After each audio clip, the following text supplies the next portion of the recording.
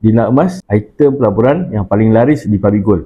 Kalau sebut pasal emas fizikal, antara yang paling popular dekat Pabrik Gold ni adalah Dina emas. Jadi jom kita kenali emas satu persatu. Dina ni merupakan emas 999 yang bentuk dia bulat. Yang paling kecil suku Dina, berat dia 1.06 gram. Harganya lebih kurang RM585. Yang kedua pula setengah Dina. Beratnya 2.125 gram. Harga sekitar RM1.150. Sangat cantik, sesuai untuk kita jadikan sebagai hadiah ataupun simpanan jangka panjang. Yang ketiga, ni item paling laris, iaitu 1 Dina. Berat dia 4.25 gram. Harga sekitar RM2,000. Ramai yang mula dengan simpan 1 Dina ni sebab saiz dia yang paling ideal, mudah kita nak simpan dan senang kita nak jual balik.